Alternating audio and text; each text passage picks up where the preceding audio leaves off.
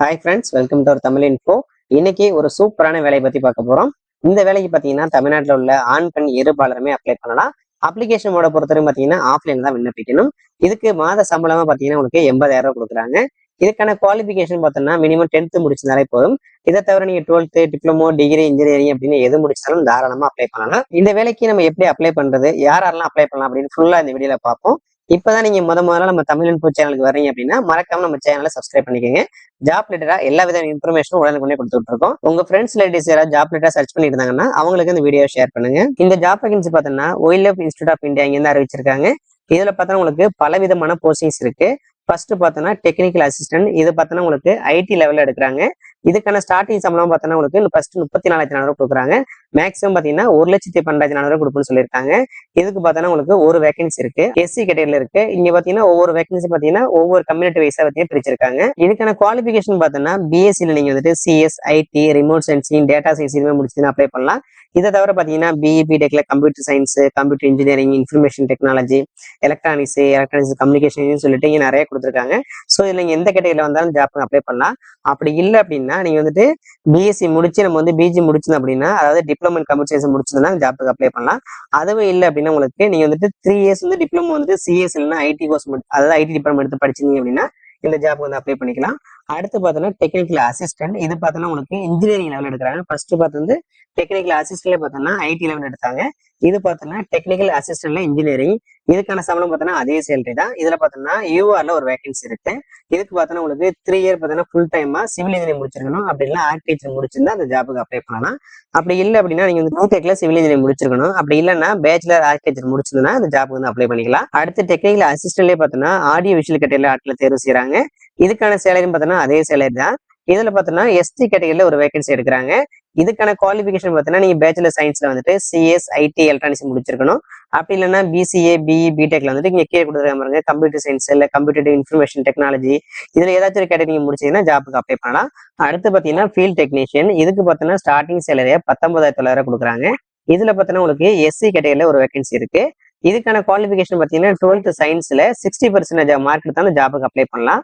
அது மட்டும் இல்லாம பாத்தீங்கன்னா மினிமம் 1 இயர் டிப்ளமோ கோர்ஸ் கேட்கறாங்க. எதுலன்னு பாத்தீங்கன்னா சிவில் இன்ஜினியரிங் இல்லைன்னா லேண்ட் சர்வே ஆர்கிடெக்சர்ல நீங்க படிச்சிருந்தீங்கன்னா இந்த ஜாப்புக்கு வந்து அப்ளை பண்ணிக்கலாம். அடுத்து பார்த்தோன்னா ஜூனியர் ஸ்டெனோகிராஃபர். இதுக்கான ஸ்டார்டிங் சேலரின்னு பாத்தீங்கன்னா 25,500 கொடுக்குறாங்க. இதுல பார்த்தோன்னா டோட்டல் 2 வேகன்சி இருக்கு. ஒன்னு பார்த்தோன்னா யூஆர், இன்னொன்னு பார்த்தோன்னா ஓபிசில கொடுத்துருக்காங்க. இதுக்கான குவாலிஃபிகேஷன் பார்த்தோன்னா 12th முடிச்சிருந்தாலே போதும். இதுல பார்த்தோன்னா உங்களுக்கு 80 வேர்ட்ஸ் per minute பார்த்தோன்னா ஷார்ட் டைம்ல கேட்டிருக்காங்க. 40ல இருந்து 35 வேர்ட்ஸ் பாத்தீங்கன்னா உங்களுக்கு டைப்பிங் ஸ்பீட் கேட்டிருக்காங்க. இங்கிலீஷ்ல, ஹிந்தி இதுல எதுவா இருந்தாலும் ஓகே தான். அடுத்து பார்த்தோன்னா அசிஸ்டன்ட் கிரேடு. இதுல பார்த்தோன்னா உங்களுக்கு ஸ்டார்டிங் சம்பளமா 19,900 கொடுக்குறாங்க. இதுல பார்த்தோன்னா உங்களுக்கு எஸ்டி கேட்டகரியில ஒரு வேகன்சி இருக்கு. இதுக்கான மினிமம் குவாலிஃபிகேஷன் பார்த்தீங்கன்னா 12th முடிச்ச ஜாப்புக்கு அப்ளை பண்ணலாம். இதோட டைப்பிங் ஸ்பீட் பார்த்தோன்னா 30ல இருந்து 35 வேர்ட்ஸ் per minute வந்து கேட்கறாங்க. அடுத்த போஸ்ட் பார்த்தோன்னா குக் லெவல கேட்டிருக்காங்க. இதுக்கு ஸ்டார்டிங் சம்பளம் பார்த்தோன்னா 19,900 கொடுக்குறாங்க. இதுல டோட்டலா 3 வேகன்சி இருக்கு. ஓபிசிக்கு ஒன்று, எஸ்ஐக்கு ஒன்று, எஸ்டிக்கு ஒன்று கொடுத்துருக்காங்க. இதுல மினிமம் பார்த்தோன்னா டிகிரி இன்னும் டிப்ளமோ முடிச்சிருக்கணும். எதுல பார்த்தோன்னா குக்கிங் கேட்டகரியில முடிச்சிட்டோம்னா இந்த ஜாப்புக்கு அப்ளை பண்ணலாம். அது மட்டும் இல்லாம 2 இயர்ஸ் பார்த்தோன்னா எக்ஸ்பீரியன்ஸ் கேட்டிருக்காங்க. இது டிசைரபிள் தான். அடுத்து பார்த்தோன்னா லேப் அட்டெண்டன்ட். இதுக்கு பார்த்தோன்னா உங்களுக்கு ஸ்டார்டிங் சேலரியா 18,000 கொடுக்குறாங்க. இதுல டோட்டல் பார்த்தோன்னா 5 வேகன்சி இருக்கு. யூஆர்ல 3 வேகன்சி இருக்கு. ஓபிசில 1, எஸ்டி ஒரு வேகன்சி இருக்கு. இதுக்கு மினிமம் நம்ம 12th முடிச்சிருந்தாலே போதும். ஆனா 60% மார்க் இருந்தா ஜாப்புக்கு அப்ளை பண்ணலாம். இந்த ஜாப்புக்கான ஏஜ் லிமிட் பார்த்தோம் அப்படின்னா உங்களுக்கு கீழே கொடுத்துருக்காங்க பாருங்க. டெக்னிக்கல் அசிஸ்டன்ட்ல பார்த்தோன்னா ஐடி லெவலையும் சரி, டெக்னிக்கல் அசிஸ்டன்ட் இன்ஜினியரிங், அப்புறம் டெக்னிக்கல் அசிஸ்டன்ட்ல ஆடியோ விஷுவல், அதுக்கப்புறம் ஃபீல்டு டெக்னீஷியன் இதுக்கெல்லாம் பார்த்தோன்னா உங்களுக்கு மினிமம் வந்துட்டு 18 வயசு, மேக்ஸிமம் 28 வயசு வரைக்கும் பார்த்தீங்கன்னா ஜாப் வந்து அப்ளை பண்ணிக்கலாம். அதே மாதிரி பார்த்தீங்கன்னா உங்களுக்கு ஜூனியர் ஸ்டெனோகிராஃபர், அதுக்கப்புறம் அசிஸ்டன்ட் கிரேட் 3, டிரைவர், குக் இந்த கேட்டகரிலாம் பார்த்தோன்னா உங்களுக்கு மினிமம் வந்துட்டு 18, மேக்ஸிமம் 27 வயசுல இருந்து பார்த்தீங்கன்னா ஜாப்புக்கு அப்ளை பண்ணலாம். லேபர் அண்ட் பார்த்தோன்னா உங்களுக்கு மினிமம் 18 வயசு, மேக்ஸிமம் 28 வயசு வரைக்கும் ஜாப்புக்கு அப்ளை பண்ணலாம். இதுல பாத்தீங்கன்னா உங்களுக்கு ஏஜ் ரிலாக்சேஷன் கொடுத்துருக்காங்க. எஸ்சி, எஸ்டி, ஓபிசி இந்த 3 கேட்டகரியும் பார்த்தோன்னா உங்களுக்கு ஏஜ் ரிலாக்சேஷனுமே கொடுத்துருக்காங்க. இது பார்த்தோன்னா உங்களுக்கு as per the government norms படி பாத்தீங்கன்னா எவ்வளவு ஏஜ் ரிலாக்சேஷன் இருக்குமோ அதுபடி போதும்னு சொல்லியிருக்காங்க. இந்த ஜாப்புக்கு நம்ம எப்படி அப்ளை பண்ணி சொல்லி ப்ரொசீஜர் கொடுத்துருக்காங்க. இதுக்கு அப்ளிகேஷன் ஃபீஸா பார்த்தோன்னா 700 ரூபாய் வாங்குறாங்க. இதை நம்ம பாத்தீங்கன்னா டிமாண்ட் டிராஃப்ட் டிடி மூலம் தான் பாத்தீங்கன்னா பே பண்ற மாதிரி இருக்கும். அதுக்கான ஃபேவர் இங்க கொடுத்துருக்காங்க. ஸோ இந்த ஐடி தான் பார்த்தோன்னா நம்ம வந்துட்டு டிடி எடுக்கிற மாதிரி இருக்கும்.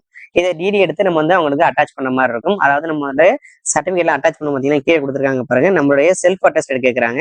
அதாவது இந்த ஜாப்புக்கு நீங்க என்னென்ன அப்ளை பண்ணீங்களோ சர்டிபிகேட் எல்லாமே அதோடைய செல்ஃப் அட்டஸ்டே நம்ம வேணும். போட்டோ காப்பி எடுத்து நம்ம சைன் பண்ணி அவங்களுக்கு அட்டாச் பண்ணி அனுப்புற மாதிரி இருக்கும். ஸோ அதோட பார்த்தோம்னா இந்த டிடி காப்பி நம்ம வந்து அட்டாச் பண்ணி அனுப்புற மாதிரி இருக்கும். அதை தான் மென்ஷன் பண்ணியிருக்காங்க. இதுலயே பாத்தீங்கன்னா உங்களுக்கு SC ST PWD woman category பாத்தீங்கன்னா உங்களுக்கு எந்த விதமான ஃபீஸுமே கிடையாதுன்னு தெளிவா மென்ஷன் பண்ணியிருக்காங்க. இந்த ஜாபுக்கான எக்ஸாமினேஷன் பார்த்தோன்னா உங்களுக்கு டெக்னிக்கல் அசிஸ்டன்ட்லேயே பார்த்தோன்னா உங்களுக்கு 3 விதமா இன்ஜினியரிங், ஆடியோ விஷுவல், அதுலேயே பார்த்தோன்னா ஐடி, இந்த 3 கேட்டகரியும் பார்த்தோன்னா நமக்கு என்னென்ன விதமான கொஸ்டின்ஸ் வரும், பேப்பர் 1ல என்ன இருக்கு, பேப்பர் 2ல என்ன இருக்கு, எவ்வளவு நேரம் நமக்கு எக்ஸாமினேஷன் இருக்கு, அதுக்கப்புறம் எவ்வளவு மார்க்ஸ் இருக்கு சொல்லி டீட்டெயிலா கொடுத்துருக்காங்க. இதே மாதிரி ஒவ்வொரு போஸ்டையும் பார்த்தீங்கன்னா தனித்தனியாக கொடுத்துருக்காங்க. ஃபீல்டு டெக்னீஷியன், அதுக்கப்புறம் பார்த்தீங்கன்னா ஜூனியர் ஸ்டெனோகிராஃபர், அதுக்கப்புறம் அசிஸ்டன்ட் கிரேட் லெவல், அதுக்கப்புறம் பார்த்தீங்கன்னா உங்களுக்கு டிரைவருக்கு, இதுவே சொல்லிட்டு ஒவ்வொரு கேட்டகரிக்கும் பார்த்தீங்கன்னா உங்களுக்கு எல்லா விதமான கொஸ்டின் பேட்டர்ன்ஸ், அப்புறம் எவ்வளவு மார்க்ஸ் இருக்கு, அதுக்கப்புறம் பார்த்தீங்கன்னா எவ்வளவு டூரேஷன் இருக்கு, அதாவது எக்ஸாமினேஷன் டூரேஷன் எவ்வளவு சில டீட்டெயிலாக கொடுத்துருக்காங்க. ஃபுல்லாக ஒரு செக் பண்ணிக்கோங்க. இதுக்கான நோட்டிஃபிகேஷன் லிங்க் வந்து நான் டிஸ்கிரிப்ஷன் கொடுக்குறேன், போய் டவுன்லோட் பண்ணிக்கோங்க.